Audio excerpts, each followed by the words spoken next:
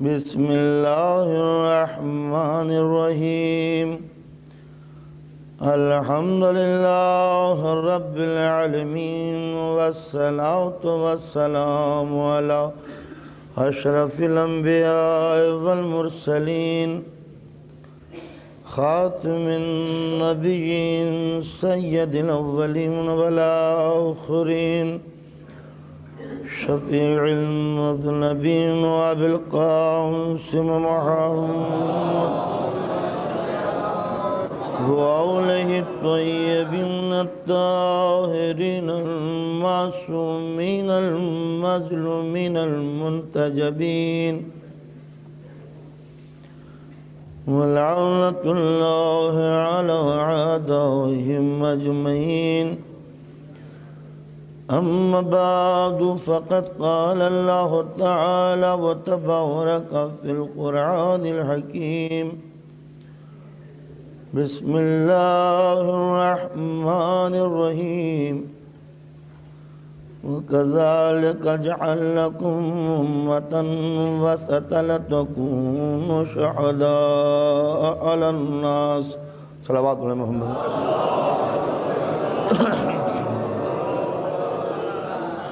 برادران ایمانی، بحث اس منزل پر جا کے رکی ہے کہ انسان دنیا میں رہ کر مد و جزر کا معتقد، کبھی طوفان اور کبھی سکون،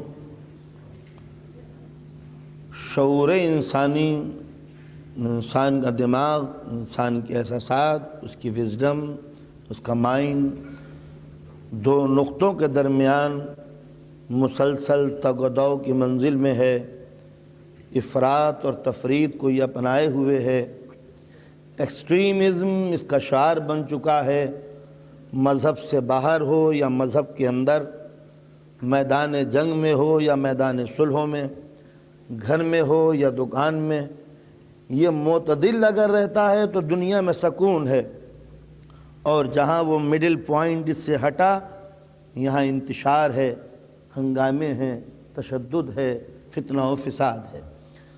تو انسانیت کی اس لڑکڑاہٹ کا نتیجہ ہے دنیا کے ہنگامے، اور انسان کی اس کجروی کو نقطہ عدل پہ لانے کا نام ہے اسلام، جو ایک سلامتی ہے، پیس ہے، امن ہے، شانتی ہے، پیار ہے، معتدل راستہ ہے، ایک مڈل وے ہے، درمیان کا راستہ، نہ ادھر نہ ادھر، نہ افراط نہ تفریط، نہ یہ نقطہ اعتبار نہ یہ نقطہ اعتدال. نقطہ عدل پر جب انسان آئے گا تو ہر ہنگامے سے بچے گا. کل جو موضوع شروع کرتے کرتے رہ گیا تھا وہ اس کو آج میں پھر شروع کر رہا ہوں. آج کا موضوع ہے تدبیر اور تقدیر، قضاء و قدر.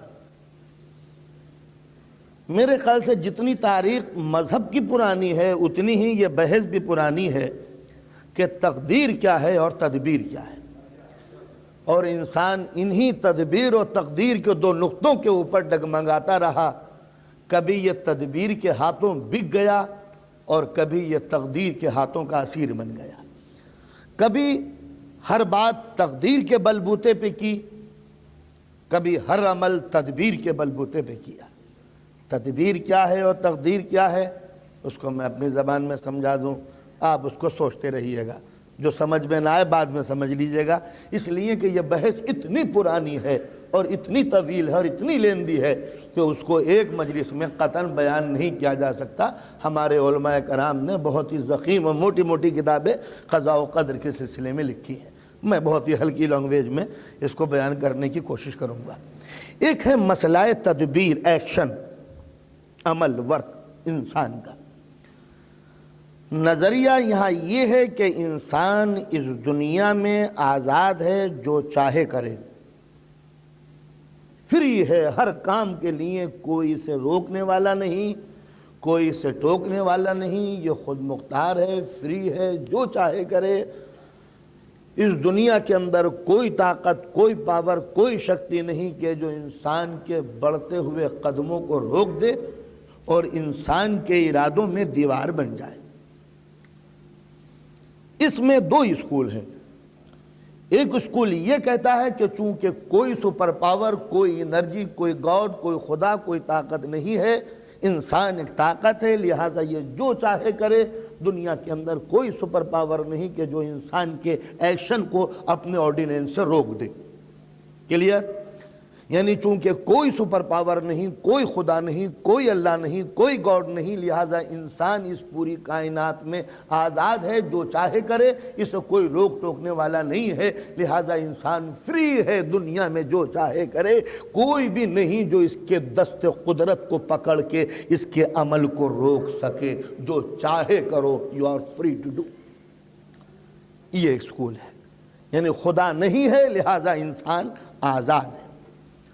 دوسرا اسکول وہ کہتا نہیں، خدا ہے، ہم مذہب کے پابند ہیں، ہم فیت رکھتے ہیں کہ کوئی خدا ہے، مگر خدا نے یہ پوری دنیا ایکشن اور ری ایکشن کے تحت بنا کے اس کو چھوڑ دیا، اور یہ پوری کائنات بائی فورس آف مومنٹم بڑھ رہی ہے۔ ایکشن اور ری ایکشن، ری ایکشن اور ایکشن، ایکشن اور ری ایکشن، بس یہی دو دنیا کے اندر چیزیں ہیں۔ اب خدا بالکل آزاد ہو کے بیٹھ گیا ہے، اس کا کوئی کام نہیں ہے، بالکل ایٹ ریسٹ ہے، اور اب پوری کائنات عمل اور رد عمل، ایکشن اور ری ایکشن کے تحت چل رہی ہے، لہٰذا کوئی سپر پاور آپ کو ڈسٹرب نہیں کرے گا۔ یعنی خدا تو ہے، مگر خدا اپنی پالیسی کے تحت آپ کو ڈسٹرب نہیں کرے گا، آپ فری ہیں، جو چاہے کیجئے، اس لیے کہ پوری کائنات عمل اور رد عمل ہے۔ سورج ٹمپریچر پھینکتا ہے، پانی گرم ہوتا ہے، ویبر بنتا ہے، بھاپ بنا، اوپر کو اڑا، ہوا لے گئی، برسات ہوئی، بارش ہوئی، پانی بہہ گیا۔ یہ ایکشن اور ری ایکشن ہے، اس میں کوئی چیز بیچ میں نہیں آ سکتی کہ جو برستی ہوئی بارش کو روک دے یا ٹمپریچر کو ڈیکریز کر دے۔ یہ ہوا ایکشن اور ری ایکشن کا فلسفہ اللہ کے ہوتے ہوئے، یعنی اللہ نے یہ پوری دنیا بنائی، اور بنانے کے بعد ایکشن اور ری ایکشن کے حوالے کر کے اب وہ پوری کائنات کو دیکھ رہا ہے، اس میں بیچ میں کوئی مداخلت جو ہے وہ قدرت کرنا گوارا نہیں کرتی، لہٰذا ہم عمل میں آزاد ہیں، جو چاہے کریں۔ تو یہ ہوا تدبیر کے دو ڈپارٹمنٹ، جو یہ کہتے ہیں کہ دنیا میں بس عمل ہے، اور عمل کے دو حصے ہیں۔ ایک حصہ یہ کہ کوئی طاقت نہیں، کوئی خدا نہیں، کوئی اللہ نہیں، کوئی گاڈ نہیں، لہٰذا تم آزاد ہو، جو چاہے اس دنیا میں کرو، تم کو کوئی روکنے والا نہیں ہے۔ دوسرے یہ کہتے ہیں نہیں، خدا تو ہے مگر وہ آرام کر رہا ہے، اب اس کے لیے کوئی کام نہیں ہے، پوری یونیورس کو اس نے گوئنگ آن چلا کے خاموش ہو کے بیٹھ گیا، وہ دیکھ رہا ہے کہ کارخانہ کس طرح یہ فیکٹری کائنات کی چل رہی ہے، ایٹومیٹک سب سسٹم ہے، لہٰذا کوئی بھی کیلکولیشن میں اس کے غلطی نہیں ہوتی، لہٰذا اس کو کسی کو ڈسٹرب کرنے کی کوئی ضرورت نہیں ہے۔ یہ تو ہوا ایک۔ دوسرا ہے وہ ہے تقدیر، یعنی اس پوری کائنات میں، اس یونیورس کے اندر کوئی شے ایسی نہیں جو خدا کے حکم کے بغیر حرکت کرتی ہو، لہٰذا یہ پوری کائنات جو ایکشن میں ہے وہ سب خدا کے کنٹرول میں ہے۔ حد یہ ہو گئی کہ حضرت انسان بھی اپنی مرضی سے اس دنیا میں کوئی کام نہیں کرتا، یہ سوتا ہے تو حکم خدا سے، جاگتا ہے تو حکم خدا سے، چلتا ہے تو حکم خدا سے، بولتا ہے تو حکم خدا سے، سوچتا ہے تو حکم خدا سے۔ یہاں تک تو بات کو سمجھنے میں آنے والی تھی، مگر آگے جو بات یہ بڑھی، اب اس نے یہ کہا اس نے نماز پڑھی تو حکم خدا سے، اس نے شراب پی تو حکم خدا سے، جب اس نے قتل کیا تو حکم خدا سے، یہ فیل ہو گیا تو حکم خدا سے، یہ پاس ہو گیا تو حکم خدا سے، دکان اس کی ٹھپ پڑ گئی، اللہ کو یہی منظور تھا، گاڑی کا ایکسیڈنٹ ہو گیا، چاہے وہ اپنی ہی غلطی تھی مگر اللہ کو منظور ہی یہ تھا، سال بھر تک اسکول میں لڑکا گیا نہیں، فیل ہو گیا، کہ اللہ کو یہی منظور تھا کہ میں فیل ہو جاؤں۔ آپ نے اندازہ لگایا، گیس کھلا ہوا چھوڑ دیا، گھر میں آگ لگ گئی، انہوں نے کہا اللہ کو منظور ہی یہ تھا کہ ایسا ہو جائے۔ اگر کوئی قتل ہوا، اللہ کو یہ منظور تھا۔ تو یہ ہوا تقدیر کا مسئلہ، دین کے اندر بھی اور دین کے باہر بھی۔ اسلام کے علاوہ بھی دوسرے مذہب مقدر کے قائل تھے کہ جو کچھ بھی دنیا میں ہو رہا ہے وہ سب بھاگ ہے، مقدر ہے، سب کچھ۔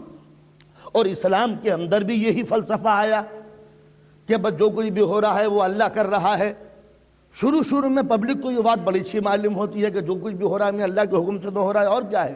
لیکن اس کا جو رزلٹ نکالا بعد میں وہ بڑا بھیانک تھا. کسی نے اگر نماز پڑھ لی کہ اللہ نے اس کے مقدر میں لکھ دیا تھا. کسی نے میدان جنگ میں فتح حاصل کی کہ اللہ نے اس کے مقدر میں لکھ دیا تھا. چلیے بات یہاں تک تو ہو گئی, لیکن کوئی ہار گیا کہ ان کے مقدر میں بھاگنا لکھ دیا تھا. تو آپ نے اندازہ لگایا کہ اس کا رزلٹ نکلتے نکلتے وہاں تک نکلا کہ جو صاحبان کمال تھے, جن کا اچھا کریکٹر تھا, جنہوں نے اچھے کام کیے ہیں, اس کو بھی یہ کہہ کے انہوں نے چالو کر دیا کہ جی ہاں اللہ نے مقدر میں لکھ دیا. کیا کرے اس میں؟ نماز نہ پڑھتے تو کیا کرتے, رکوع میں زکوٰۃ نہ دیتے تو کیا کرتے, سجدے کو طول نہ دیتے تو کیا کرتے, اللہ نے مقدر ہی میں لکھ دیا تھا. تو لہٰذا میدان جنگ میں جم گئے, اللہ نے مقدر میں لکھ دیا تھا. مولانا شبلی جیسا محقق ہمارے اس پیریڈ کا, وہ اپنی کتاب الفاروق میں لکھتے ہیں کہ خیبر کے دروازے کو جو فتح کیا تو بڑے بڑے بہادر آدمی گئے, مگر پلٹ کے سب آئے. 39 ڈیز پاس ہو گئے اور کوئی خیبر کو فتح نہ کر سکا. اگلا جملہ لکھتے ہیں, خیبر کو فتح نہ کر سکا چونکہ قضاء و قدر نے خیبر کی فتح علی کے مقدر میں لکھ دی تھی. نے اندازہ لگایا, اس سے رزلٹ یہ نکالا کہ قضاء و قدر نے, یہ جملے ہیں الفاروق کے, مگر قضاء و قدر نے خیبر کی فتح کو علی کے مقدر میں لکھ دیا تھا. اس کے کیا معنی ہوئے؟ یعنی جو خیبر فتح نہ کر سکے ان کے بیچاروں کا کوئی قصور نہیں ہے, اس لیے کہ خدا ایسا الیکٹرونک طریقے سے کام چلا رہا تھا کہ بیچارے جو بہادر تھے وہ پلٹ کے ایک دم پلٹ کے آ جاتے تھے. چاہتے بھی تھے بڑھیں مگر فرشتے پکڑ کے گھسیٹ لیتے تھے. اور علی جیسا کمزور آدمی کہ جس کی آنکھیں دکھی ہوئی تھی, نہ جانے کس طرح ان کو پش کر دیا اور ہاتھ کو بڑھا کے خیبر کھینچ لیا. قضاء و قدر مقدر میں خیبر کی فتح ان کے لکھ دی. ان بیچاروں کے نام نامہ اعمال میں بدنامی, بزدلی, فرار, اور ان کے نام میں کامیابی. تو یہ میرا سبجیکٹ نہیں ہے, ادھر میں مثال کے طور پر آ گیا. تو اگر حقیقتاً یہ تسلیم کر لیا جائے کہ یہ جتنے بھی کارنامے ہوئے وہ سب قضاء و قدر نے, تقدیر نے, مقدر میں لکھ دیے تھے, تو اب سمجھ میں نہیں آتا کہ ایک ایک آئٹم کو ہم ریورس گیئر میں پلٹ کے ذرا غور کرتے ہیں کہ دنیا کے سب سے عظیم خاندان میں پیدا ہوئے, مقدر. خاندان بنی ہاشم کے چشم و چراغ, مقدر میں لکھ دیا گیا. آنکھ کھولی تو نبی کی گود دیکھی, اللہ نے مقدر میں لکھ دیا. پیدا ہوئے تو اللہ کے گھر میں ہوئے, اللہ نے مقدر لکھ دیا. بھوک لگی تو نبی نے لعاب دہن چسایا, اللہ نے مقدر میں لکھ دیا. تمام علوم لدنی, زمین و آسمان کے علوم ان کے سینے میں ڈال دی, اللہ نے مقدر میں لکھ دیا. بچپن میں نبی کے سینے پہ سوئے, اللہ نے مقدر میں لکھ دیا. نبی کے ساتھ ساتھ رات دن گزارے, اللہ نے مقدر میں لکھ دیا. سب سے پہلے جو وحی کی اطلاع ہوئی ان کو ہوئی, اللہ نے مقدر میں لکھ دیا. سب سے پہلے نبی کی دعوت اسلام پر لبیک کہی, اللہ نے مقدر میں لکھ دیا. جب بدمعاش بچوں نے ان کو مارنا چاہا تو انہوں نے بچا لیا, اللہ نے مقدر میں لکھ دیا. شب ہجرت نبی کے بستر جو قتل گاہ نبوت بنا ہوا تھا اس پر چین کی نیند سو گئے, اللہ نے مقدر میں لکھ دیا. بدر کے یہ فاتح, اللہ نے مقدر میں لکھ دیا. احد میں جیتنے والے, اللہ نے مقدر میں لکھ دیا. خندق کو پاٹنے والے, اللہ نے مقدر میں لکھ دیا. خیبر کے اکھاڑنے والے, اللہ نے مقدر میں لکھ دیا. قرآن کے مدبر, مقدر میں لکھ دیا. قرآن کے مفسر, مقدر میں لکھ دیا. مباہلہ کے فاتح, اللہ نے مقدر میں لکھ دیا. نفس رسول, اللہ نے مقدر میں لکھ دیا. زوج بطول, اللہ نے مقدر میں لکھ دیا. معلم جبرائیل, اللہ نے مقدر میں لکھ دیا. حاکم رضوان, اللہ نے مقدر میں لکھ دیا. کوثر کے مالک, اللہ نے مقدر میں لکھ دیا. جنت کے تقسیم کرنے والے, اللہ نے مقدر میں لکھ دیا. تو دوسروں کے مقدر کیوں پھوٹ گئے؟ اللہ کو کیا سوچی تھی کہ ایک ہی حصے میں سب کچھ چلا جا رہا ہے اور دوسروں کا خیال تک نہیں؟ اندازہ لگائیے کہ صرف ایک ہی حصے میں سب کچھ چلا جا رہا ہے, یہ ہے کیا چیز؟ تو آخر دوسرے بھی تو تھے. اللہ تو عادل ہے, اگر ہم ڈسٹریبیوشن کریں اور اپنے کو دیں تو آخر معبود کو کیا ہو گیا ہے کہ وہ صرف سامنے ہی جو کچھ بھی ہے وہ ایک ہی کو دیا چلا جا رہا ہے؟ تو معلوم ہوا ہے کہ کسی کے فضائل کے رخ کو موڑنا ہو تب مقدر کا نام لکھ دو, اور مجرموں کے چہرے پہ نقاب ڈالنی ہو تب مقدر کا نام لکھ دو. کہ یزید کے بیچارے کے مقدر ہی میں یہ لکھ دیا تھا کہ وہ قتل حسین کرے, ورنہ بڑا شریف آدمی تھا. کیا کہتے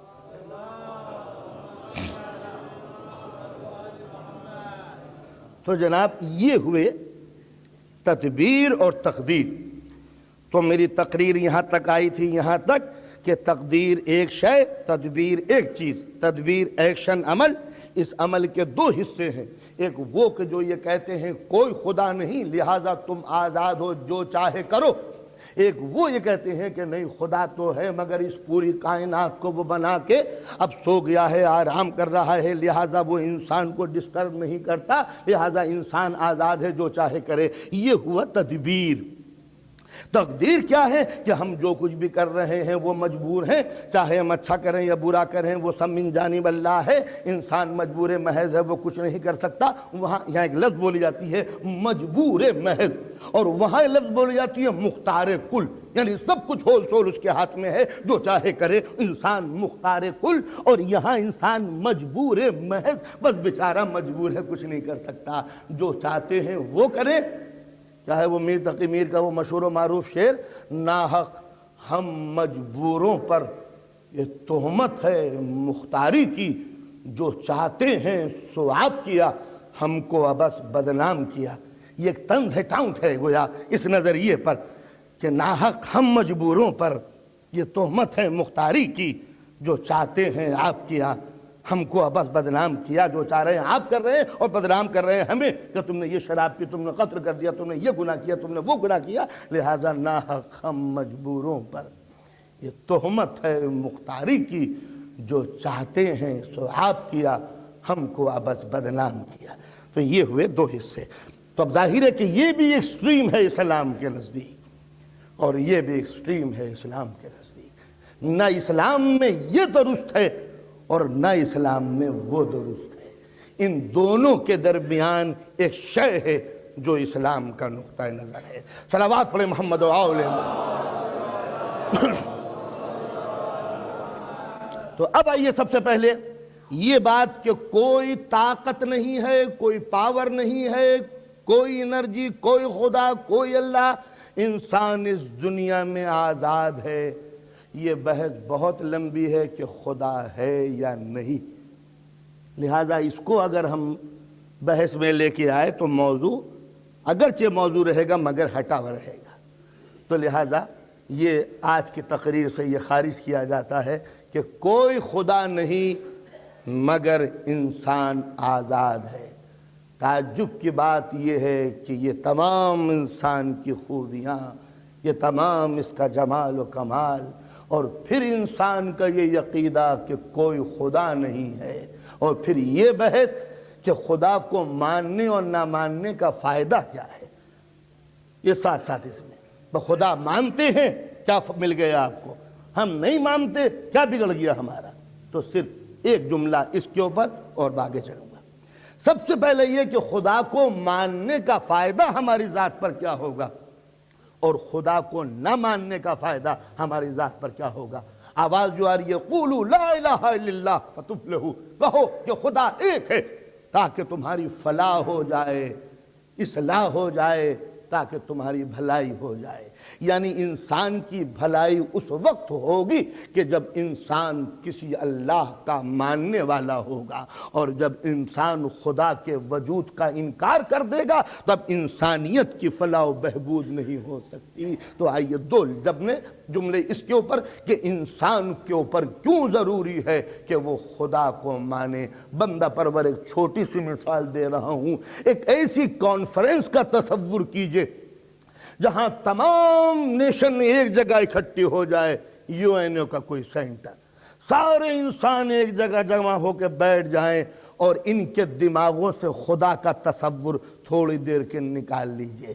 تو جب یہ ہیومینٹی ایک سینٹر پر جمع ہوگی، کالے گورے پیلے چھوٹے ناٹے موٹے غریب مالدار اچھے برے ترقی یافتہ ایک جگہ جب جمع ہوں گے تو انسان کبھی انسانوں کی بھیڑ کو دیکھ کر مطمئن نہیں ہوتا.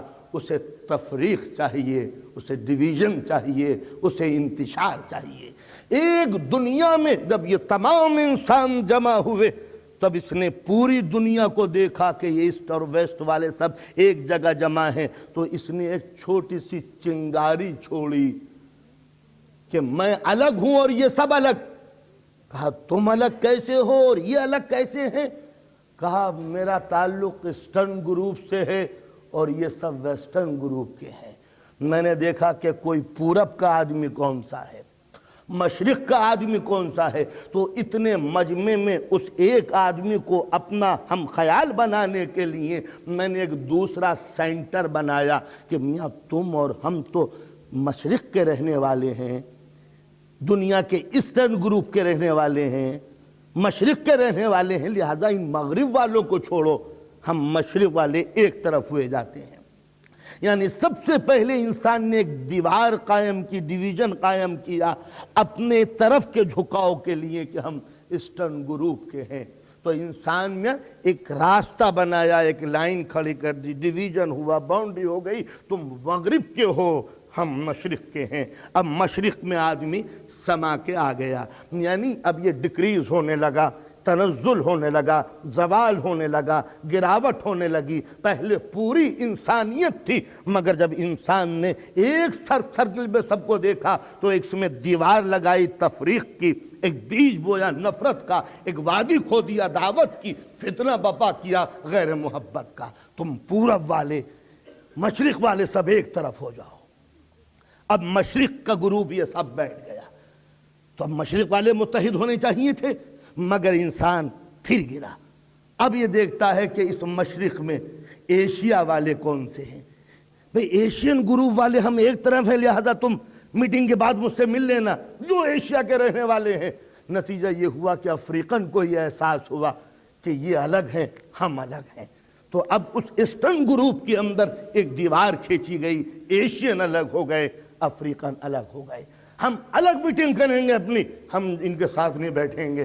ایک بڑا سا ہال لے کر ایشین کنٹریز کے سارے آدمی ایک جگہ جمع ہو گئے۔ اب ہم نے دیکھنا شروع کیا یہ سب ایشین ہے۔ ایک مرتبہ ہم نے چپکے سے آواز دی، دیکھو بھائیوں، جو رشیا کے ملک کے رہنے والے ہیں وہ ایک طرف ہو جائیں، کمیونسٹ بلاک الگ ہو جائے ایشیا میں، چین کا اور ایشیا کا، روس کا۔ نہ تو یہ ہوا کہ پھر ہم نے ایک ڈویژن کیا اپنے مفاد کی خاطر۔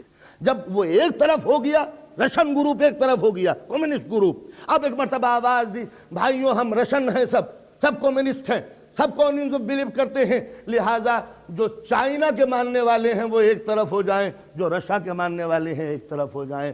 دوسرا گروپ بھی اپنی پارٹی کو لے کے آگے چلا گیا، کہا بھائیوں عرب والے ایک طرف ہو جائیں، ایران والے ایک طرف ہو جائیں، ہمارا ایک گروپ ہے۔ جب عرب والے ایک جگہ جمع ہو گئے، یہ عرب نیشنز ہیں، تو چلیے عرب نیشن آپ ہیں تو متحد ہو جائیے، مگر آدمی گر رہا ہے۔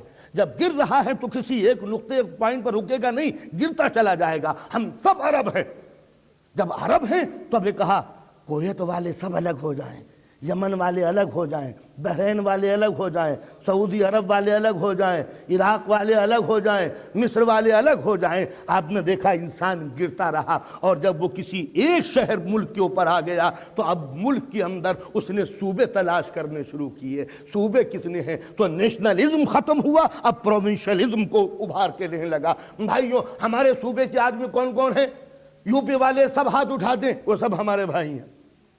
پنجاب والے الگ ہو جائیں، وہ سب دوسرے ہیں۔ بہار والے الگ ہو جائیں، بنگال والے الگ ہو جائیں، بنگال صرف بنگالیوں کے لیے، بہار صرف بنگالیوں کے لیے، اور خالصتان بھی اب زمانے میں کوئی چیز بننے والی ہے۔ تو آپ نے دیکھا یہ ہے پروونشلزم، صوبائیت کا تصور۔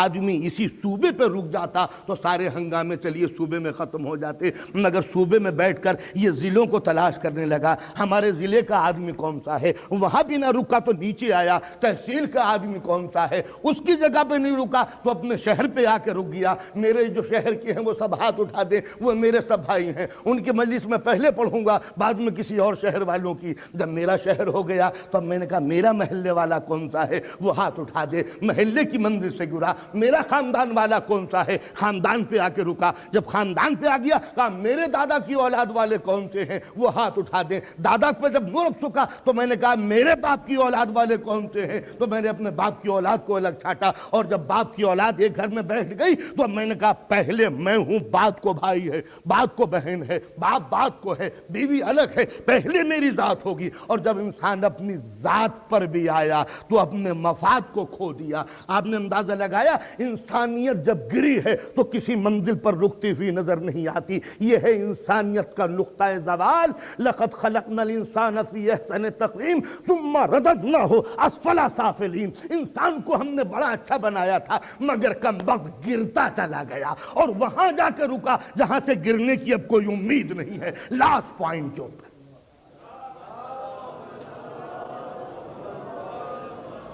یہ نتیجہ تھا کہ خدا کو جب چھوڑا انسان نے تو اپنی خودی پر اتر آیا، اور جب خودی پر اتایا تو اپنی ونس کے اوپر میری وحدت، میں اکیلا ہوں اس دنیا میں، میں اکیلا ہوں اس دنیا میں، اپنی وحدت پر باقی رہتا، میری ذات، اپنی ذات کے آگے کچھ نہیں۔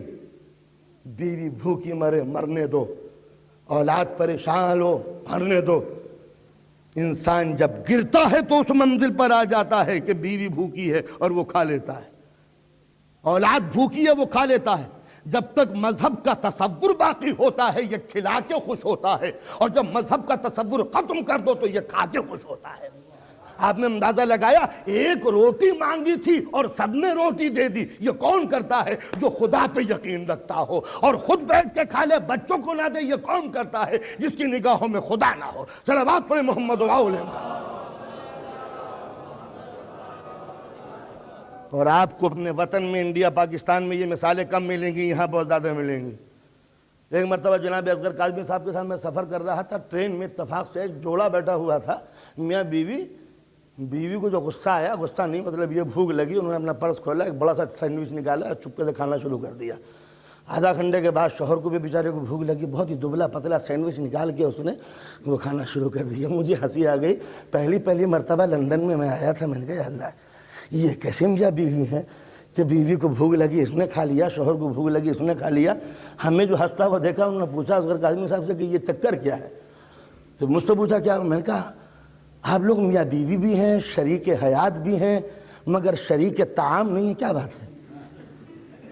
تو وہ بڑا پیارا جواب دیتی ہے کہ یہ کم کماتا ہے تو اپنا کھائے، میں زیادہ کماتی ہوں تو موٹا سینڈوچ اچھا قسم کا مت کھلا۔ مجھے کیا ضرورت پڑی ہے کہ میں آلو کا سینڈوچ کھاؤں؟ تو آپ نے دیکھا جب انسان گرتا ہے خدا کو بھول کے تو گرتے گرتے وہاں پہنچتا ہے جہاں اپنی وینس کے اوپر، اپنی انانیت پر، اپنی خودی پر اتر آتا ہے، بس میں ہوں۔ یہ ہے خود غرضی، سیلفشنس، آخری منزل اسفل سافلین کی۔ تو مذہب اسی سیلفشنس کو مٹا کے کہتا ہے جس وجہ سے گر رہا تھا اس کو مٹا۔ تو انسان ہے وحدت الہی کا تصور کر، اپنی خودی کوئی چیز نہیں ہے، خدا پر نظر اٹھا، اور جب اس نے خدا کو دیکھا تو گھر مٹایا، محلے مٹائے، شہر مٹے، ضلع مٹے، صوبے مٹے، ملک مٹے، دنیا مٹی، مشرق مٹا، مغرب مٹا۔ للہ المشرق والمغرب، نہ مشرق تمہاری ہے نہ مغرب تمہاری ہے، یہ سب میرا ہے۔ کہا پالنے والے جب تیرا تیرا ہے تو میں کدھر کو ہوں؟ کہا الحمدللہ رب العالمین۔ انسان نظر اٹھا، یہ پوری یونیورس تیری ہے اگر تو میرا ہے۔ یہ تھا رب العالمین کا تصور، یونیورسل گاڈ، یونیورسل اللہ۔ تو جب انسان خدا کا ہوگا تو یونیورسل ہوگا، اور جب خدا کو چھوڑے گا تو انانیت میں ڈوب کے مر جائے گا۔ صلوات پڑھیں محمد علیہ۔ تو اب خود اس خدا کو مانو جو یونیورسل ہو۔ مجھے بڑی تکلیف ہو رہی ہے، میرے بھائی کھڑے ہوئے ہیں، اگر 1 منٹ میں فیصلہ ہو جائے کہ آپ لوگ جلدی سے آ جائیں، جلدی سے بیٹھ جائیں۔ کچھ آپ ادھر ہو رہا جی، 20-25 آدمی بیٹھ سکتے ہیں، 20-25 وہاں جو کھڑے ہیں وہ زحمتوں سے بچیں گے۔ صلوات پڑھتے رہیے، آگے بڑھتے رہیے۔ آ جائیے، جلدی سے آ جائیے۔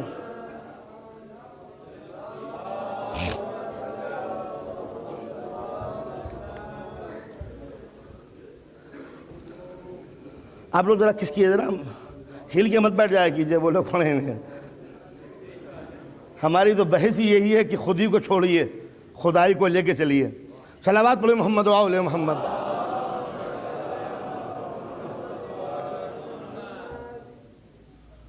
ہو گیا کام، بڑھو آگے۔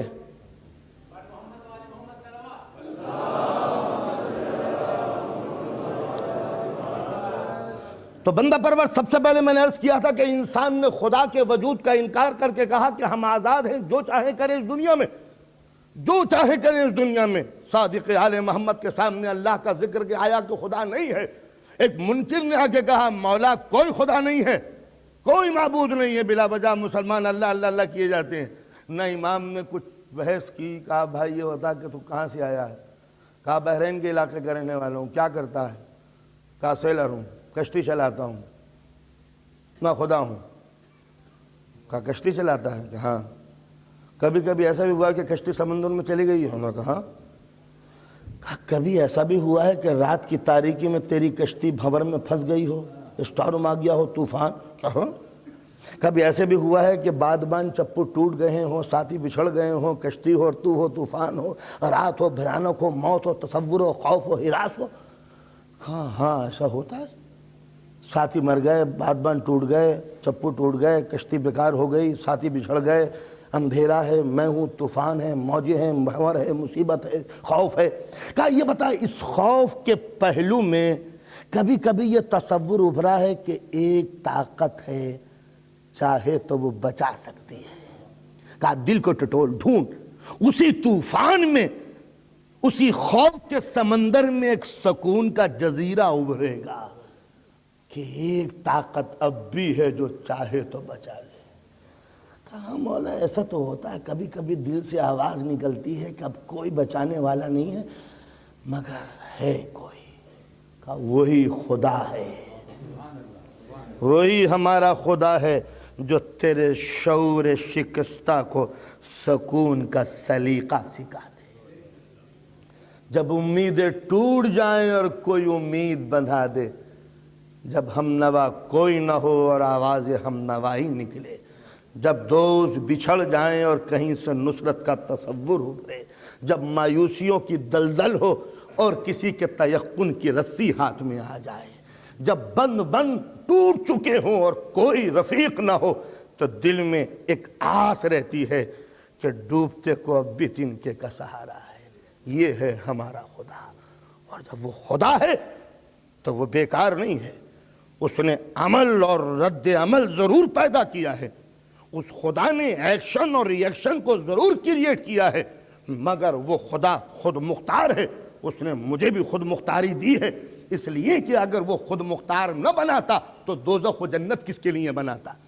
دوزخ و جنت کا بنانا اس بات کا ثبوت ہے کہ میرا ایگزام ہوگا، میرا ٹیسٹ ہوگا، میری پریکشا ہوگی، میرا امتحان ہوگا، لہذا مجھے مختار بنایا ہے، اس نے آزاد بنایا ہے، فری بنایا ہے، اس لیے کہ اگر انسان آزاد نہ ہوتا تو قیدی کا امتحان نہیں لیا جاتا، آزاد کا امتحان لیا جاتا ہے۔ انسان تو آزاد ہے، جو چاہے کر، لیکن اپنی آزادی سے ناجائز فائدہ نہ اٹھانا، کہیں یہ نہ سوچ لینا کہ میں آزاد ہوں تو اب خدا کچھ نہیں کر سکتا۔ نہیں، ہم نے تجھے آزاد بنایا ہے، مگر جب چاہیں ہم تیری آزادی کا گلا گھونٹ کر اپنی خود مختاری کا اعلان کر دیں۔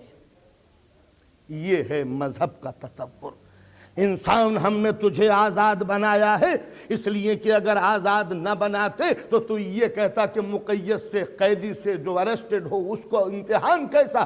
تو ہم نے تجھے آزادی بخشی ہے، جو چاہے کر، قتل کر یا قتل ہو جا، شراب پی یا بدکاری کر، چوری کر یا ڈاکہ ڈال، ستا یا دنیا کو پریشان کر، تو آزاد ہے، جو چاہے کر، اس لیے کہ ہم نے تیرا امتحان لینا ہے، جزا و سزا بھی دینی ہے، نیکیاں کرے گا تو ہم جنت میں دیں گے، برائی کرے گا تو دوزخ میں دیں گے۔ یہ پنشمنٹ اور انعام بتا رہا ہے کہ اگر انسان آزاد نہ ہوتا تو انسان کو جزا و سزا کیسے ہوتی، مگر اے سر پھرے انسان، کہیں اپنی آزادی کی رو میں بہ کے یہ نہ سوچ لینا کہ میں آزاد ہوں، جو چاہے کروں اور کوئی طاقت مجھے چیلنج نہیں کر سکتی. ہم جب چاہیں تیری آزادی کا گلا گھونٹ کر اپنی خود مختاری کا کلمہ پڑھوا سکتے ہیں. تو آزاد ہے میرے نبی کو گرفتار کر لے، تو آزاد ہے کہ تو مقید نبی کو قید میں ڈال دے، تو آزاد ہے کہ میری جنگل کی پیدا کی ہوئی لکڑیوں کے ڈھیر لگا دے، تو خود مختار ہے کہ ان لکڑیوں میں آگ لگا کے آگ کے شعلے بھڑکا دے، تو خود مختار ہے کہ میرے نبی کو مشین میں رکھ کر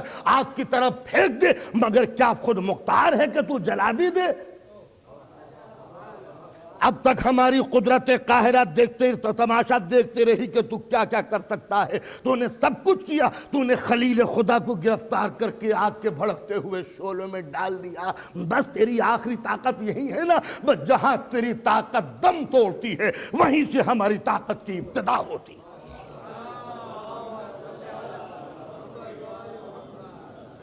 تو جب تک تو آگ کے شعلے بھڑکا رہا تھا، جب تک تو لکڑیاں جمع کر رہا تھا، جب تک تو میرے نبی کو گرفتار کر رہا تھا، یہ تھی تدبیر.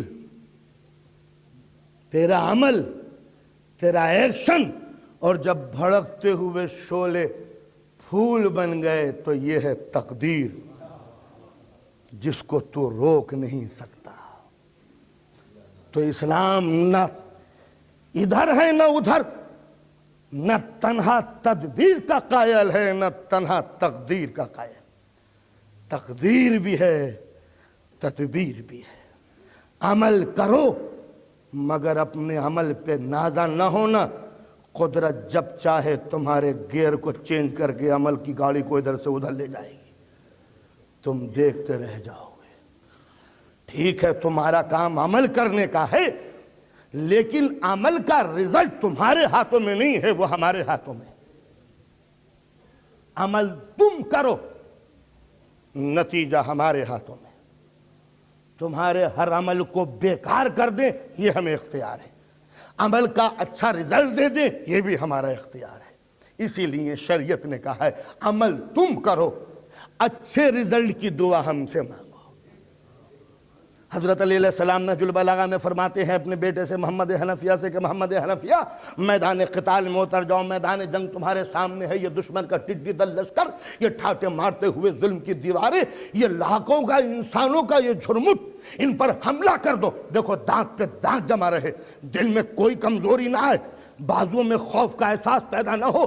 پہلی صفوں کو دوسری پہ الٹ دو، کاٹتے جاؤ. تمہاری نظر لشکر کے آخری سپاہی پہ ہو، اور جب آخری سپاہی تک تم پہنچ جاؤ اور اس کو قتل کر دو تو یہ نہ سمجھ لینا تو تمہاری قوت بازو سے یہ فتح حاصل ہوئی ہے. نہیں تلوار چلانا تمہارا کام تھا، فتح کا اچھا نتیجہ دینا خدا کا کام تھا. تو لہٰذا اگر کوئی طالب علم، کوئی صلوات پڑھے محمد و آل محمد، اگر کوئی اسٹوڈنٹ یہ سوچ رہا ہے کہ میں کتاب پر کتاب رکھ کے باندھ کے بند ہوں اور اس کے بعد امام حسین علیہ السلام کے ذریعے کے سامنے بیٹھ کر یا کہوں مولا مجھے پاس کر دو، مولا مجھے پاس کر دو، ایگزامینیشن میں فرسٹ ڈویژن فرسٹ پوزیشن، مولا کتاب نہیں پڑھوں گا، تم میرے امام ہو، تم تو صاحب کرامت ہو، مجھے پاس کر دو. امام حسین کبھی پاس نہیں کر سکتے، اس لیے کہ بے عمل کو جزا خدا کے کارخانے میں نہیں ملتی. تو امام اس کو جزا کیا دیں گے جو بے عمل بن کے بیٹھ جائے. عمل تم کرو، رزلٹ ہم سے مانگو. لڑکا پڑھ رہا ہے محنت سے مشقت سے، مولا سبق یاد کرنا، پڑھنا، سلیبس کورس یاد کرنا میرا کام ہے، اچھا رزلٹ دینا آپ کا کام ہے. کاروبار میں صبح کو اپنی دکان کھولیے، محنت کیجئے، مشقت کیجئے، صحیح کیجئے، جد و جہد کیجئے، چاروں طرف مارکیٹ دیکھیے، بزنس کیجئے، گاہک سے اچھی طرح بولیے، یہ آپ پر واجب ہے. بکری اچھی ہو جائے یہ خدا کے اوپر ہے. تو عمل کرتے رہیے، نتیجہ اس سے مانگیے. جو کوئی یہ کہتا ہے کہ بس نتیجہ اس کے ہاتھوں میں، چاہے عمل کرو یا مت کرو، قدرت کبھی ایسی ظالم نہیں ہے کہ ایک بے عمل کو اچھا نتیجہ دے دے. اس لیے کہ خدا کی عدالت میں رکھنا پڑ جائے گا. کسی کو شراب پلوا رہا ہے اور پھر آخرت میں سزا بھی دے گا کہ تم نے شراب کیوں پی. یہاں پر وہ چوری کر رہا ہے اور آخرت میں سزا بھی دے گا تم نے چوری کیوں کی. تو ہم کہیں گے آپ نے کروائی کیوں چوری، شراب کیوں پلوائی. یہ کلب تک لے کے کون گیا تھا؟ ہم تھوڑی گئے تھے. آپ نے تو پکڑ کے بلوا لیا تھا، آپ نے شراب پلوائی تھی، ہم کیا کرتے ہیں، ہم نے پی لیا. آپ کے کہنے کی بنا پر سزا کیوں دے رہے ہیں. تو جس کا نام ہے تقدیر، وہ خدا کے اس آرڈیننس کا نام ہے جہاں انسان کے عمل پر قدرت کے پہرے بیٹھ جاتے ہیں۔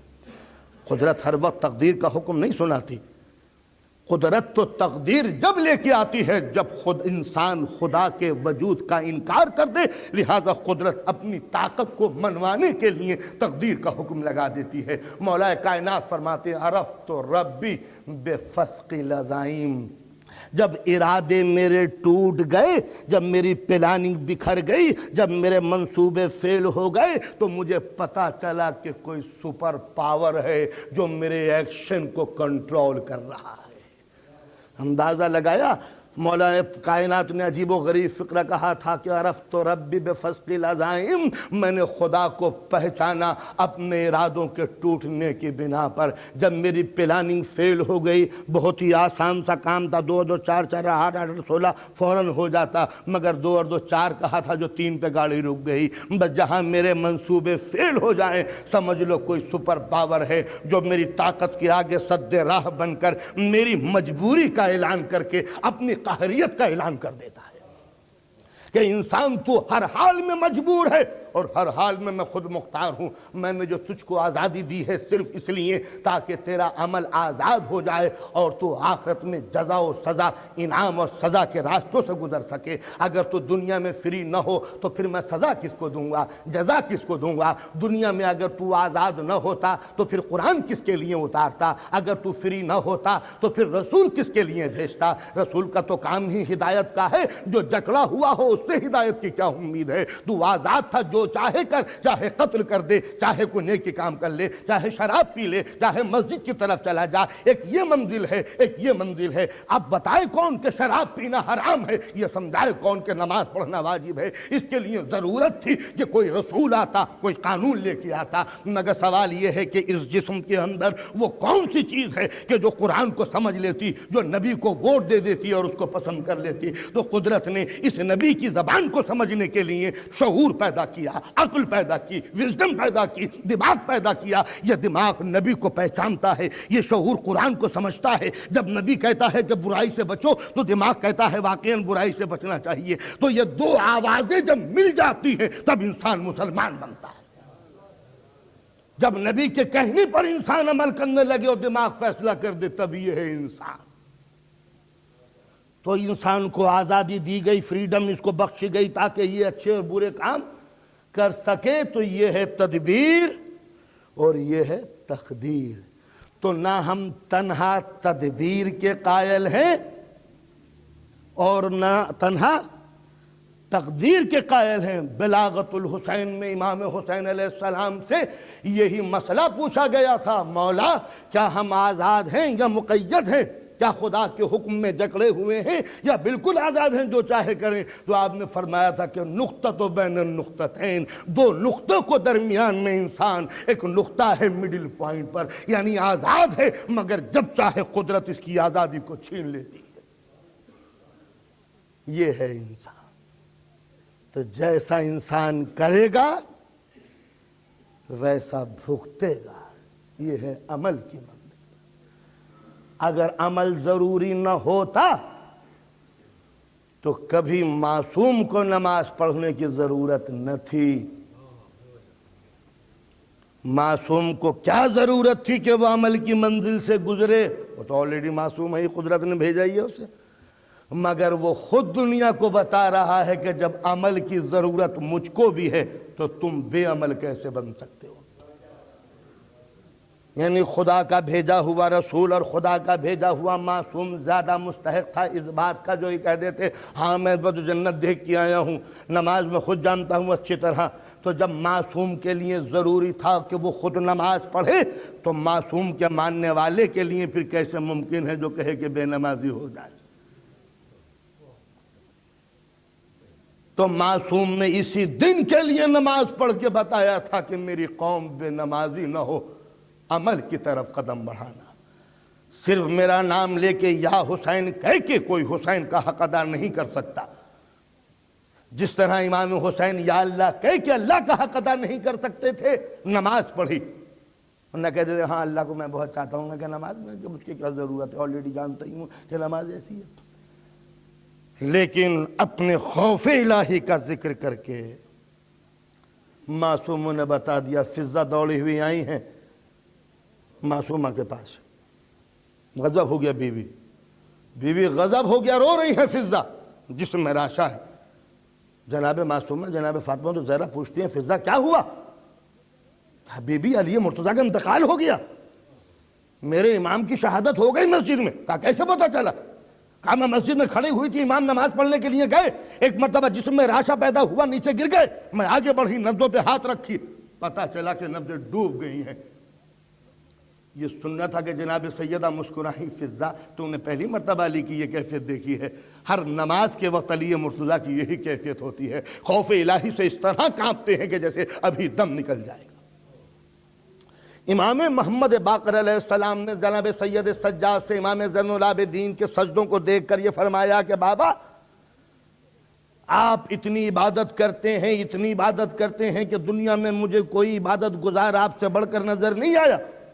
امام زین العابدین فرماتے ہیں باقر وہ سامنے کتاب رکھی ہوئی ہے جو میرے جد کی ہے، ذرا اٹھا کے تو لے کے آؤ۔ جناب محمد باقر وہ کتاب لے کے آئے جو جناب علی مرتضیٰ کی تھی، ذرا کھولو تو صحیح۔ کھولا، چند ورق پڑھے تھے جو بند کر کے کہا اللہ اکبر، جسم میں راشا پڑ گیا امام محمد باقر کے۔ کہا باقر کیا ہوا؟ کہا بابا میں تو یہ سمجھ رہا تھا کہ آپ سے بڑھ کر کسی معصوم نے سجدے نہیں کیے، مگر علی مرتضیٰ کی عبادت کو دیکھ کے احساس ہوتا ہے کہ دنیا میں میرے جد سے زیادہ کوئی عبادت گزار نہ تھا۔ کسی نے امام زین العابدین سے فرمایا کہ مولا ہر امام کی اولاد زیادہ ہوئی ہے، مگر کیا وجہ ہے کہ امام حسین علیہ السلام کے بہت ہی مختصر سی اولاد ہے؟ امام نے فرمایا تم کو اندازہ نہیں ہے کہ میرے باپ ہزار رکعتیں ایک ایک رات میں نماز پڑھتے تھے، ساری رات میرے کانوں میں میرے باپ کی تکبیر کی آوازیں بلند ہوتی تھیں۔ دوستو اور باب کرم میں کچھ نہیں کہوں گا، اسی حسین کے ذکر سجدہ کا صدقہ ہو، خدا کرے کہ ہم سب عبادت گزار بن جائے۔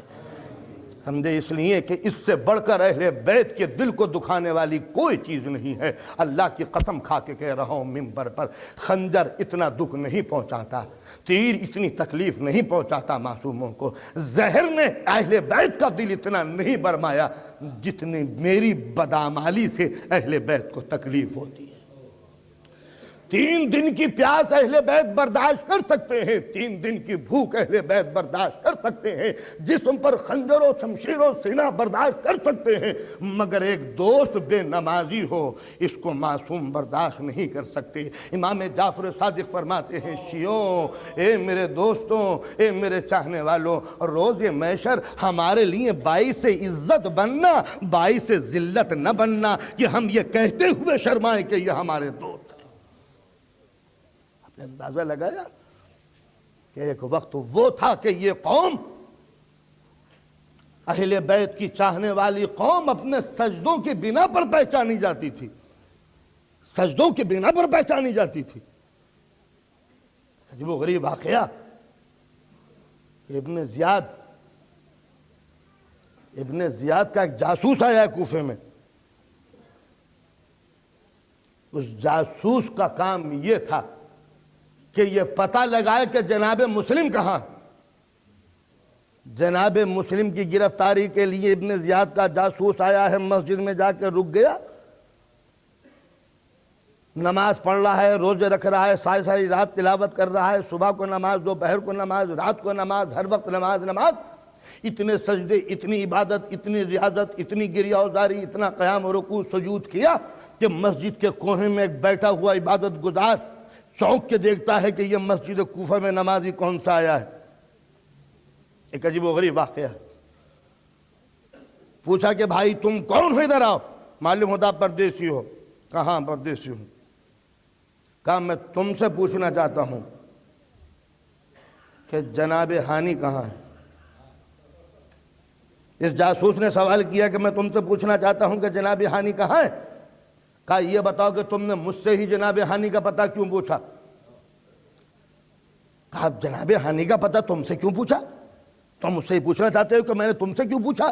اس لیے کہ کیا نہیں جانتے کہ اہل بیت کے محب اپنے سجدوں کی بنا پر پہچانے جاتے ہیں؟ تم سے بڑھ کر کوفے میں نے کسی کو نمازی نہیں پایا تو مجھے یقین ہو گیا کہ جناب مسلم کا دوست ہانی ہی ہو سکتا ہے۔ تو آپ نے دیکھا کہ دشمن کے قلعوں کے اندر بھی یہ بات محفوظ تھی کہ اگر کسی اہل بیت کے محب کو سمجھنا ہو، دیکھنا ہو، تو اس کی کثرت عبادت کی بنا پر دیکھ لینا۔ جو مسجد میں زیادہ نماز پڑھے وہ اہل بیت کا چاہنے والا ہوگا، جو زیادہ سجدے کرے وہ اہل بیت کا محب ہوگا، جو آل رسول کا چاہنے والا ہوگا وہی خدا سے زیادہ خوف خدا رکھتا ہوگا، عبادت کرتا ہوگا۔ تو کبھی میری پہچان تھی زیادہ عبادت کرنا، آج میری پہچان ہے سجدوں سے انحراف کرنا۔ سجدوں سے جدا ہیں تو ہم، عبادت سے دور ہیں تو ہم، نماز سے ناآشنا ہیں تو ہم، قرآن سے ناواقف ہیں تو ہم، حج سے نابلد ہیں تو ہم۔ خدا کرے ہمیں توفیق دے۔ اس لیے کہ ہماری بدعمالیوں سے اس امام کو تکلیف ہوتی ہے جو امام آج بھی قائم ہے۔ اس لیے کہ ہمارے ہاں یہ روایت ہے کہ امام کے پاس ہر روز ہر انسان کے کارنامے جاتے ہیں، خصوصیت سے جب ان کے چاہنے والوں کے کارنامے جاتے ہیں کہ تمہارے محب نے آج اتنی بدکاری کی، اتنے شراب کے جام پیے، اتنی نمازیں ترک کی، اتنا جھوٹ بولا، اتنی خطائیں کی، اتنا غبن کیا، تو اہل بیت کے اس آخری نمائندے کا دل خون بہانے لگتا ہے۔ تو آپ نے اندازہ لگایا ارباب کرم، اہل بیت سے وابستگی ایک بہت بڑی فضیلت ہے۔ خدا کرے ہم مستحق بن جائیں، حسین کے ساتھی بن جائیں۔ اس لیے کہ زیارت میں یہ کہنا یا لیتنی کنت معکم، کاش کربلا والو ہم تمہارے ساتھ ہوتے، تو یہ کہنا کاش ہم تمہارے ساتھ ہوتے بہت آسان کام ہے، مگر یہ سمجھ کے کہنا کہ کاش ہم تمہارے ساتھ ہوتے بڑا مشکل کام ہے۔ وہ اہل بیت کے سجدے، وہ آل رسول کی عبادت، وہ حسینیوں کا تقوی، وہ محبان اہل بیت کی سجدہ ریزیاں، ان کی پیشانی کو دیکھ کے پتہ چلتا تھا کہ یہ آل رسول کے چاہنے والے ہیں۔ رات و دن کے گریہ و زاری کو دیکھ کے پتہ چلتا تھا کہ یہ آل رسول ہے۔ کیسے کیسے ہستیاں پیدا کیں۔ ارے مردوں کو چھوڑو، اللہ کی قسم اس گھر سے جو عورتیں وابستہ ہو گئیں ان کا کردار دنیا میں نہیں ملتا۔ ایک بیوہ ہے، شوہر مارا جا چکا، شوہر کی ایک یادگار ہے جس کو بیوہ نے پالا ہے، یتیم نکلا تو اتنا حسین کہ کوفے میں کوئی جواب نہ تھا اس حسین کا۔ جس راستے سے گزر جاتا نگاہیں اٹھتی چلی جاتی، دیکھو یہ وہب جا رہا ہے، اپنے زمانے کا حسین ترین شہزادہ، بھرپور جوان، 21 یا 20 یا 21 برس کی عمر، ماں کا نام قمر ہے یا قمری۔ وہ دن آیا کہ ماں اپنے بیٹی کی شادی کر کے لائی، سفر میں ہے، 16 دن ہوئے ہیں دلہن کو لائے ہوئے، ابھی سفر میں ہے، کوفہ دیکھا نہیں ابھی، بیٹی کی شادی کرنے چلی تھی، دلہن کو لے کے آ رہی ہے۔ دفتن یہ چھوٹا سا قافلہ ایک جنگل سے، دشت سے نکلا، ایک جگہ وہب نے اونٹ کو روک کے سالبیہ کا مقام میں پوچھتے، ماں جب ہم گئے تھے تو یہاں چشمہ نہیں تھا، پانی کا چشمہ کہاں سے آیا؟ تو لہٰذا اس شوق میں اتر گئے کہ یہ پانی کا چشمہ آیا کہاں سے، جب گئے تھے تو چشمہ نہیں تھا۔ پتہ چلا فرزند رسول ادھر سے گزرا تھا، اعجاز سے پانی ظاہر کیا، اتر گئے۔ اب یہ قمری پوچھتی ہے، میرے لال فرزند رسول کا کارواں گزرا ہے، بوئے عصمت محسوس ہوتی ہے، چلو ذرا نبی کے بیٹے کی زیارت کر لیں۔ تمہارا باپ تو محب تھا، اہل بیت کے قدموں پر نثار ہونے والا، تیرے باپ نے مولا کے قدموں پہ جان دے دی تھی صفین میں، لہٰذا میرے لال چل ذرا جا کے سلام کر لوں۔ کنیز آقا کو سلام کرے، اور جب جستجو میں آئی تو دور دور تک لشکر ہی لشکر نظر آیا۔ قمری کہتی ہے، وہب یہ اتنا لشکر کس کا ہے؟ کہا ماں یزید کا لشکر۔ کہا کس سے جنگ ہو رہی ہے؟ کہا مجھے نہیں معلوم کس سے جنگ ہو رہی ہے، اتنا لشکر تو معلوم ہوتا ہے کہ غیر ملک پر کوئی حملہ ہونے والا ہے، میرے لال ذرا تحقیق کر۔ کہ ہمارے کوفے کی سرحدوں کے نزدیک اتنے بڑے لشکر کی ضرورت کیا تھی؟ وہ تحقیق میں گیا اور اب جو آیا تو روتا ہوا آیا، ماں ذرا جلدی چلیے آگے۔ کہا کیا ہوا؟ کہا فرزند رسول کو چاروں طرف سے گھیر لیا ہے، یہ لشکر ہزاروں کا لشکر ایک پیاسے کے لیے۔ وہب میرے لال جلدی چڑھو، کہیں ماں روز محشر معصومہ کے سامنے ذلیل و رسوا نہ ہو جائے۔ آئی، ہاں فرزند رسول کو گھیر لیا ہے، یعنی چاروں طرف سے پانی بند ہے، پانی بند ہے، 3 دن سے پانی بند ہے، اور یہ مہمان یقیناً مولا نے دلہن کو بھی مبارکباد دی ہوگی، اور دولہا کو بھی۔ یہ کربلا کے دولہا اور دلہن 16 دن ان کی شادی کو ہوئے، کربلا میں آ کے رکے، اور روز عاشور آیا، موت کا بازار گرم ہوا، جوانوں کے سینے کا گرم لہو زمین پر ٹپکنے لگا۔ ایک مرتبہ وہب کی ماں قمری آ کے بیٹے کے سامنے کھڑی ہو گئی، میرے لال میں نے تجھے دودھ پلایا ہے، خون سیچ کے تجھے پالا ہے، مصیبتوں میں راتیں گزار گزار کے تجھے جوانی کی دعائیں مانگی ہے۔ خوش نصیب ہے وہ ماں جو اپنے بیٹی کی جوانی کو آنکھوں سے دیکھ لے، مگر میرے لال شب و روز کی محنتوں کا آج مجھے صلہ چاہیے۔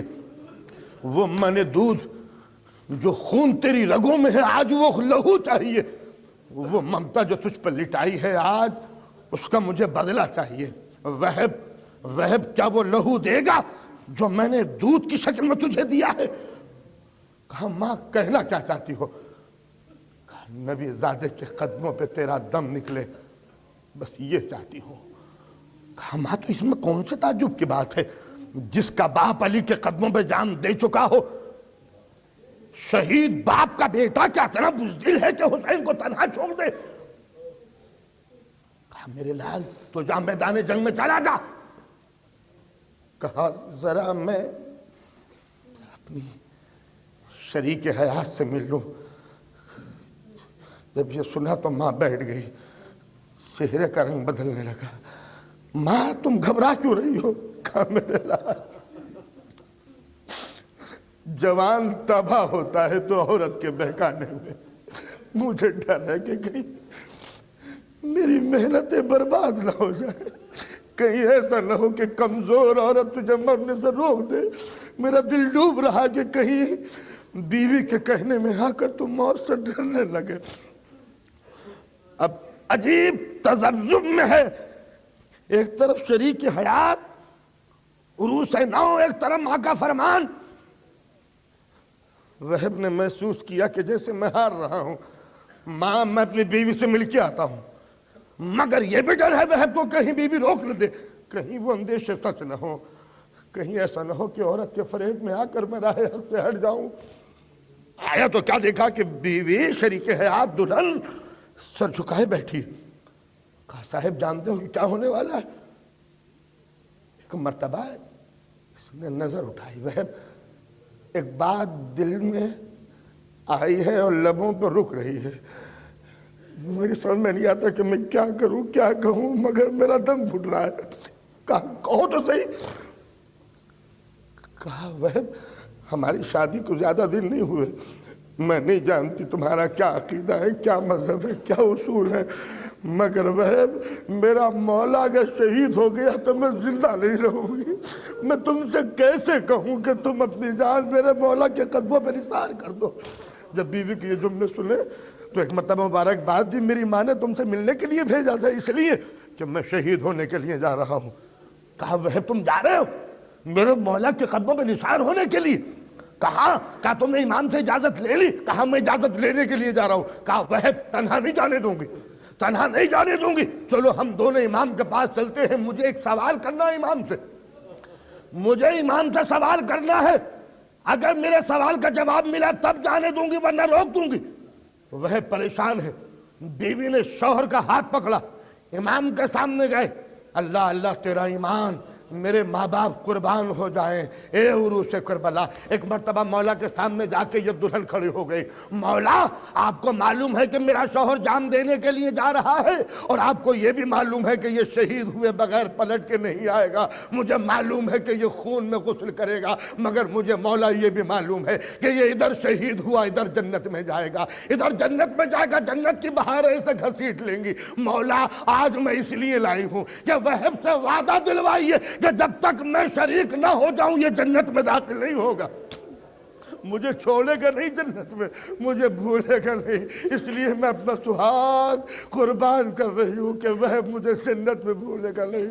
یہ سننا تھا کہ مولا نے سر جھکا لیا، آنکھوں سے آنسو جاری ہونے لگے۔ اب مطلب مولا کہتے بی بی ارے ہم وہب کی طرف سے وعدہ کرتے ہیں کہ تم اور وہب ایک ہی جگہ رہو گے، اور یہ جملے میں کہتا ہوں وہی کہہ سکتا ہے جو جنت کا مالک ہو۔ بحیثیت امام ہم کہہ رہے ہیں کہ تم اپنے شوہر کے ساتھ رہو گی۔ جب یہ جملے سنے عروس نو نے سر سجدے میں رکھ دیا، کریم تیرا احسان ہے کہ مجھے مستقبل کی ضمانت مل گئی۔ ماں کے پاس آیا، مجدہ و مبارکباد دی، ماں میں جا رہا ہوں میری عروس کا خیال رکھنا۔ ایک مرتبہ پھر عروس نے کہا ٹھہر جاؤ، وہب ایک اور بات یاد آ گئی، شوہر کا ہاتھ پکڑ کے دوڑی ہوئی پھر آئی، مولا ایک وعدہ ہو، کہا بیان کرو، کہا جب وہب کی شہادت ہو جائے گی۔ مولا میرا باپ نہیں ہے کوئی، میرا بھائی بھی ہے نہیں ہے، میرا کوئی قبیلے کا کوئی رشتہ دار نہیں ہے سوائے آپ کے، اے مولا ایک شرف چاہتی ہوں کہ میرا شوہر جب مر جائے تو میں زینب کی کنیزی میں آ جاؤں، اور زندگی بھر زینب کی نہیں چھوٹے چھوٹے بچوں کی خدمت کروں گی۔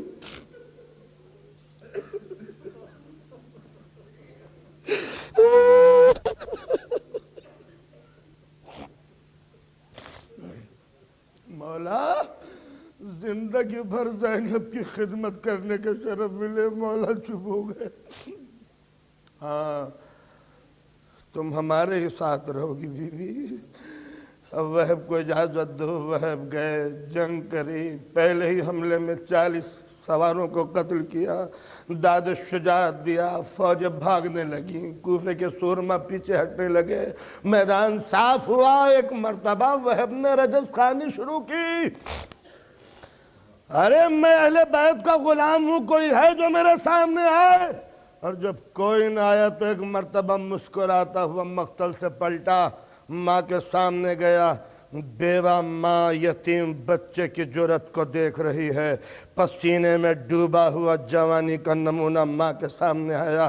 ماں تو نے دیکھا کہ تیرا دودھ کس طرح مقتل میں لڑا ہے؟ کہا ہاں میرے لال، تو نے حق کی شجاعت ادا کر دیا، میں نے تیری جرات کو دیکھا، تیری بہادری دیکھی، ارے کوفے کا سورما میدان چھوڑ کے بھاگ گئے، مگر میرے لال میں یہ چاہتی ہوں۔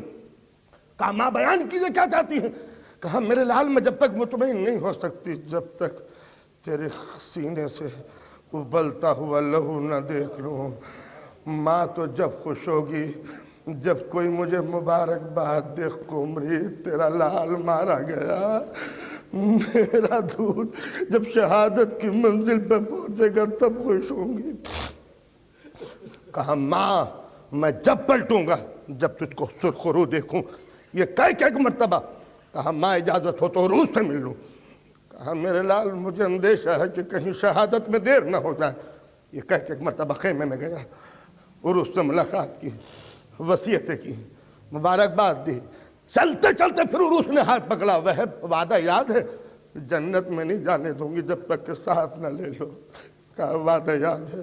وہب مقتل میں گیا، دشمنوں سے جنگ کی، چاروں طرف سے دشمن پلٹ کے آئے، تیروں کی بارش ہونے لگی، پتھر برسنے لگے، نیزہ آیا گلے پہ لگا، ایک تیر آیا پیشانی پہ لگا، گرز آیا بازو پہ لگا۔ اب وہب سے سملہ نہ گیا۔ ایک مرتبہ وہب چکرا کے گرا زمین کے اوپر، زخمی تھا۔ امام کو آواز دی، مولا میری مدد کو آؤ۔ ابھی امام چلنے نہ پائے تھے جو ایک مرتبہ خیمے کا پردہ اٹھا اور دلہن دوڑتی ہوئی چلی، ارے میرے وہب کو نہ مارنا۔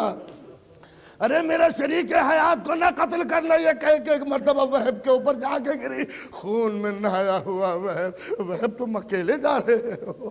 اور ایک مرتبہ شمر لئی یہ منظر دیکھ رہا تھا، اپنے غلام کو حکم دیا، ارے دیکھ کیا رہا ہے، جا کے اس عورت کو قتل کر دے۔ وہ ظالم آگے بڑھا، نیزہ ہاتھ میں لیے ہوئے ہے، ارے اس طرح نیزے کی اذیت دی کہ ایک مرتبہ دلہن چکرا کے گری۔ مولا کہہ رہے ہیں ارے کافر نہ بنو، یہ عورت ہے، عورت کو قتل کرنا مناسب نہیں ہے۔ ظالم نے عورت کو قتل کیا، دلہن قتل ہوئی، وہب کا سر کاٹا۔ ایک مرتبہ ماں بڑے اطمینان سے اپنے خیمے کے سامنے بیٹے کی شہادت کو دیکھ رہی ہے۔ شمر لعین بیٹے کا کٹا ہوا سر لے کے آگے بڑھا، اے ام وہب پہچانتی ہو وہب کے سر کو؟ یہ کہہ کہ شمر نے سر کو پھینکا، ماں نے سر اٹھایا، بوسا دیا اور یہ کہتی ہے ارے جو صدقہ ہو اس کو پھینک دیتے ہیں، ہم قبول نہیں کرتے۔ ارے بیٹے کو حسین پر میں نے نثار کر دیا، اب یہ صدقہ و ہدیہ واپس نہیں لیا۔ اجرکم اللہ خیر، اللہ